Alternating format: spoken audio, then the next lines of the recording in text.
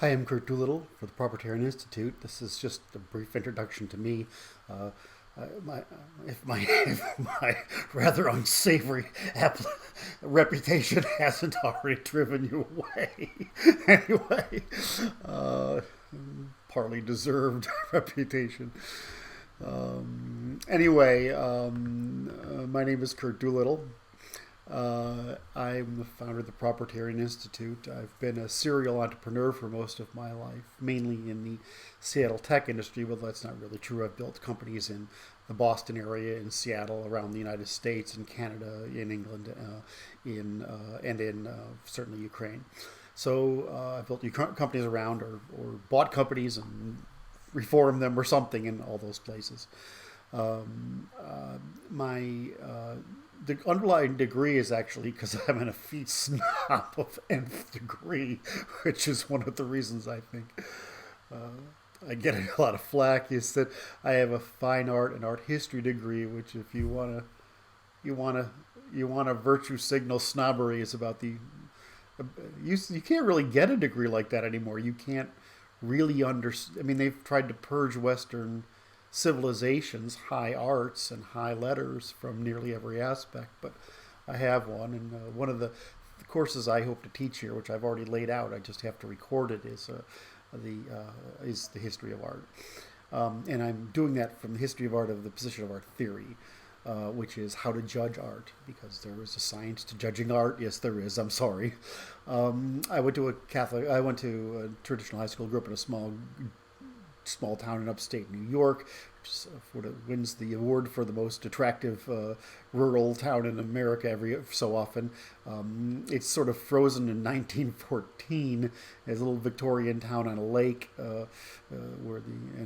it's at the time I didn't think it was idyllic, but I guess it was. Well, I'm a graduate from St. Francis Xavier, so I got taught by Xaverian monks, which I think is my where I get respect for the Catholic Church. I generally live in Ukraine. I prefer to live in Eastern Europe because of they're sort of like what we were before the '60s. Um, I've got kids. I'm divorced. Whatever. I got very ill. That's really why I'm divorced. I got very ill, and once you're very ill, you want to change your you set your priorities differently, and sometimes the old world doesn't fit.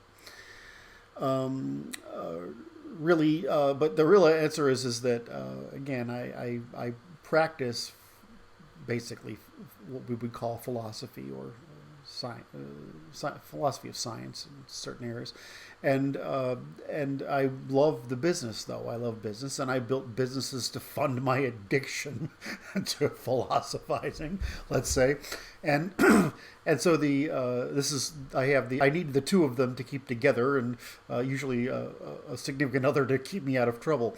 So this is what I do. But I think the main issue I'd like to get across is that you can't do this kind of work in the academy. They don't allow it. I'd be canceled, fired for 90% of what I say because it's true, and it's often offensive, as Darwin was, as Galileo was, as many. Aristotle wasn't. He tried to kill Aristotle, and then he did kill Socrates. So truth is sometimes offensive. Um, my work is to work in business and technology usually, and in philosophy. And my philosophy is really in science and law, and that's what I do. And I run the institute, and I have a bunch of other people here, and our goals are pretty clear. Let's go into them. So the purpose of the institute. I started the institute in around 2012. I started working on my project in the '90s, around the '90s. And then I sort of got my first draft in 2006. I got another one in 2009. We got a real solid one in 2014, another in 2016. But it's taken me since then, because I've been taking care of my mother, to bring it along to this level of completion. But the purpose of the institute is to create a framework for education. In other words, it's not just I don't need really that much funding to pay for this whole thing, but it's mostly the issue of starting a reformation of restoration of Western thought, and starting an institute that teaches the law. I want to be able to control that without being under the auspices of the academy that's very hostile to truth to rule of law and to science. So the purpose of my institute, or the institute that we all belong to, is to train new generations of jurists and lawyers and activists and advocates for the restoration of Western civilization to its traditional arc of history, which is dragging mankind kicking and screaming out of ignorance, superstition, hard labor, poverty, starvation, disease, early death, the tyranny of men, the vicissitude of nature, and a brief period of geological peace that we've been able to get away with for the past 50,000 years. But that's the positive part. The negative part is that every civilization in the ancient world that's been touched by a certain set of ideas has been destroyed and reduced to ashes. We came out of the Dark Ages in Europe for very specific reasons, which I'll cover again and later on. I want to prevent the next Dark Age. It's already started. It's been going on for about 70 years. We want to prevent this Dark Age and the one that follows, and make sure that European civilization doesn't follow the path of the North Africans, the Egyptians, the Levantines, the Mesopotamians, the Persians, the Northwest Indians, the Anatolians, and the part of the Balkans into the long decline of cultural civilization and genetic suicide. So our near-term objective is to build out the curriculum. Our short-term objective is to obtain certification, although I'm not sure that's going to be very easy. We'll fight the legal battle when we get there if we have to. Our medium-term, again, is to train a generation of, in the Bible of Western civilization, so to speak, truth. And our long-term, of course, is revolution, restoration, and a new renaissance. In other words, we are in a position now where things could get rapidly, infinitely worse because the enemy believes that they can taste victory.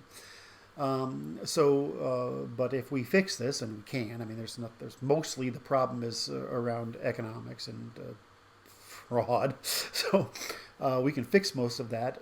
But in order to bring that about, we need to control the narrative, and we need people to understand what it is, and we need to be able to create a set of demands and push them forward. So we need moral men, need moral authority. They need an actionable solution that isn't just kind words. The governments work by a programming method called the law, and we have to program governments, the courts, the law, the institutions and regulations, the economy to follow this some sort of particular law.